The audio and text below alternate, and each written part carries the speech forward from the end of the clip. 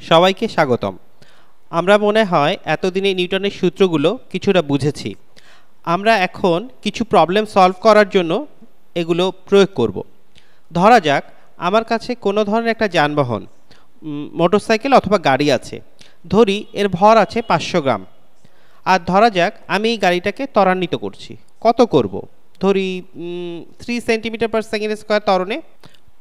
ত্বরণ সমান সমান 3 সেন্টিমিটার পার সেকেন্ড স্কোয়ার। তাহলে আমাকে এই ভরের জিনিসের উপরে এই ত্বরণ পাওয়ার জন্য কতটুকু বল প্রয়োগ করতে হবে? আর আমাদেরকে উত্তরটা বের করতে হবে নিউটনে। তাহলে বল কি? আমরা এখন নিউটনের দ্বিতীয় সূত্র ব্যবহার করতে পারি। নিউটনের দ্বিতীয় সূত্র থেকে আমরা পাই বল সমান সমান ভর গুণ ত্বরণ। আর আপনি হয়তো এখনই চাইতে পারেন ভর দিয়ে শুধু ত্বরণটাকে গুণ করে ফেলতে। তাহলে আপনি পাবেন বল সমান সমান 500 গ্রাম গুণ 3 সেন্টিমিটার পার সেকেন্ড স্কোয়ার। সেক্ষেত্রে আপনি পাবেন বল সমান সমান 1500 gram centimetre per second square. আর আপনি যদি এটাই করে থাকেন তাহলে আপনি ঠিকই করেছেন। যদিও আপনার উত্তরের এককগুলো নিউটনের না, তবে আপনাকে এই এককগুলোকে কোনোভাবে নিউটনে রূপান্তরিত করতে হবে। তাহলে নিউটন কি? আমরা নিউটনের সূত্র থেকে শিখেছি যে 1 নিউটন সমান সমান 1 kilogram metre per second square. সুতরাং আমাদেরকে কোনোভাবে এই গ্রামকে কিলোগ্রাম আর সেন্টিমিটারকে মিটারে রূপান্তরিত করতে হবে। আর আমরা এটা এখানে সব কিছু করার পরে করতে পারি, তবে আমার কাছে সহজ মনে হয় ভর ও ত্বরণের এককে প্রথমে রূপান্তরিত করে তারপর F=m এই সূত্রটি প্রয়োগ করা। তাহলে 500 গ্রাম কিলোগ্রামে কত হবে? 500 গ্রাম হলো 1 কিলোগ্রামের অর্ধেক। 1 কিলোগ্রাম হলো 1000 গ্রাম। তাহলে 500 গ্রাম হলো 1 কিলোগ্রামের অর্ধেক। ঠিক আছে? যেহেতু 1 কিলোগ্রাম সমান সমান 1000 গ্রাম, সেহেতু 0.5 কিলোগ্রাম সমান সমান 500 গ্রাম। একইভাবে 3 সেন্টিমিটার মিটারে কত হবে? 1 মিটার সমান সমান 300, না ভুল বলেছি। যাই হোক, 1 মিটার সমান সমান 100 সেন্টিমিটার। সুতরাং 3 সেন্টিমিটার সমান সমান 0.03 মিটার। আর এখানে হবে পার সেকেন্ড স্কোয়ার। আশা করি আপনি এটা ভালোভাবে বুঝতে পেরেছেন যে 3 সেন্টিমিটার হচ্ছে 0.03 মিটার। এখন আমরা তৈরি। আমরা আমাদের ভর কেজিতে পেয়েছি আর ত্বরণ পেয়েছি মিটার পার সেকেন্ড স্কোয়ারে। আর এগুলো যদি আপনার কাছে দুর্বোধ্য লাগে তাহলে আপনার একক বিষয়ক ভিডিওগুলো দেখা উচিত। আমি এখানে শুধুমাত্র একক পরিবর্তন করছি। আসুন আমরা ফিরে যাই বল সমান সমান ভর গুণ ত্বরণ সূত্রে। বল সমান সমান 0.5 কিলোগ্রাম গুণ ত্বরণ, যেটা কিনা 0.03 মিটার পার সেকেন্ড স্কোয়ার সমান সমান 0.5 গুণ 0.03 কত হবে?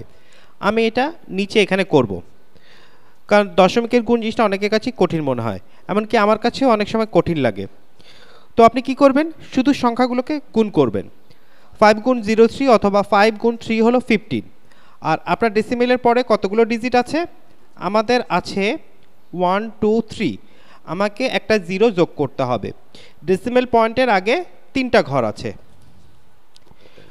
সুতরাং আমরা পাই বল সমান সমান 0.015 kilogram metre per second square. আর এটা হলো নিউটন। সুতরাং বল সমান সমান 0.015 নিউটনস। আসুন আমরা আরেকটা প্রবলেম সলভ করি, তবে সেটা হবে, আপনারা হয়তো বুঝতে পেরেছেন নিউটনের সূত্রগুলো সবচেয়ে বড় সমস্যা হলো সঠিক এককগুলো পাওয়ার জন্য কতগুলো জিনিসের সঠিক সমন্বয় করা।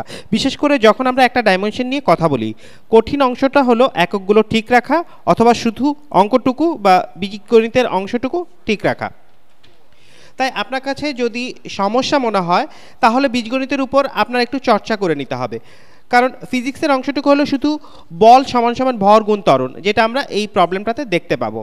তাহলে ধরা যাক আমি যখন কোনো বল প্রয়োগ করি, কোনো নির্দিষ্ট পরিমাণ বল, আমি এখানে ছোট একটা 0 ব্যবহার করি আর বলি F∗0, যেটা নির্দিষ্ট পরিমাণ বল বোঝায়, যেটার কোনো একটা মান আছে।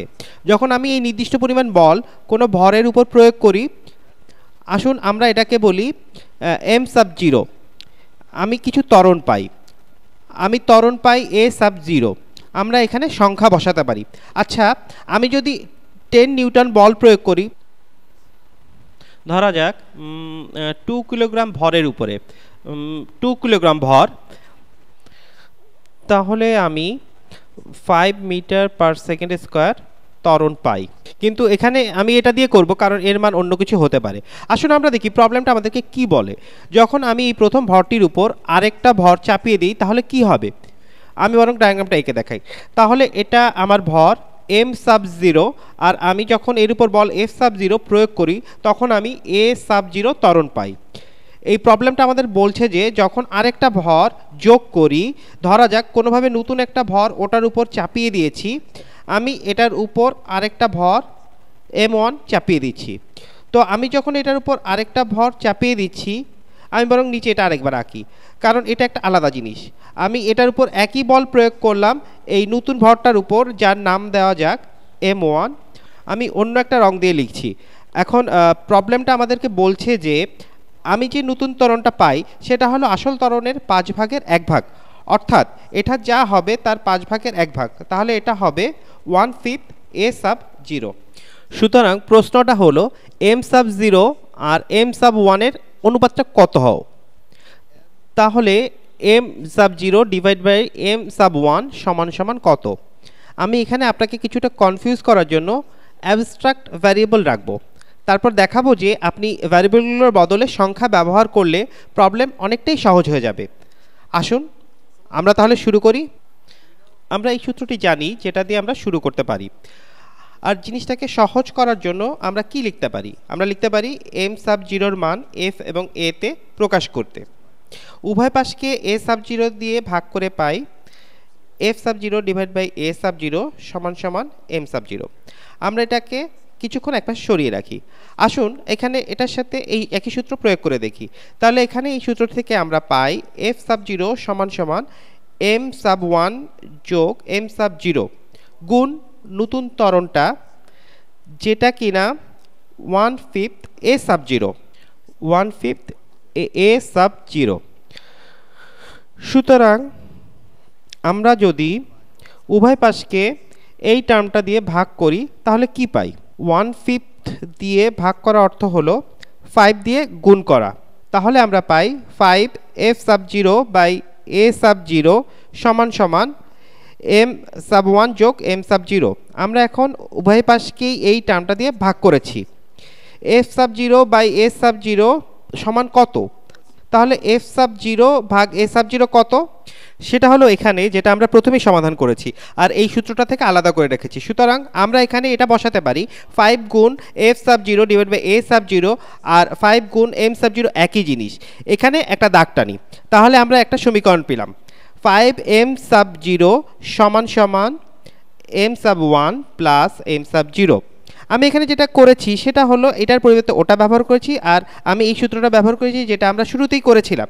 আমরা পেয়েছি 5m সাব 0 সমান সমান m sub 1 plus m sub 0। আমরা উভয় পাশ থেকেই m সাব 0 বিয়োগ করতে পারি, তাহলে পাই 4m সাব 0 সমান সমান m সাব 1। আপনি উভয় পাশকেই m সাব 0 দিয়ে ভাগ করতে পারেন, তাহলে আপনি পাবেন 4 is equal to m sub 1 divided by m sub 0। আপনি যদি উভয় পক্ষকে উল্টিয়ে লেখেন তাহলে পাবেন m sub 0 divided by m সমান সমান 1/4। তাহলে আমরা এখানে কি শিখলাম, যে পুরনো ভরের উপর নতুন ভরের অনুপাত হলো 1/4, আর এটাই ছিল প্রবলেমটা। আর আমি আপনাদের এই প্রবলেমটাই সংখ্যা ব্যবহার করে সমাধান করার জন্য এক্সারসাইজ হিসেবে দিয়ে যাচ্ছি। আমি আসলে এটা নেক্সট ভিডিওতে করে দেখাবো, তখন দেখবেন এটা কত সহজে করা যায়। তবে এটা ভালো যে আপনারা এটাতে অভ্যস্ত হলেন আর জানলেন যে যে কোনো ভ্যারিয়েবল ব্যবহার করেই এটা করা যায়। নেক্সট ভিডিওতে আবার দেখা হবে।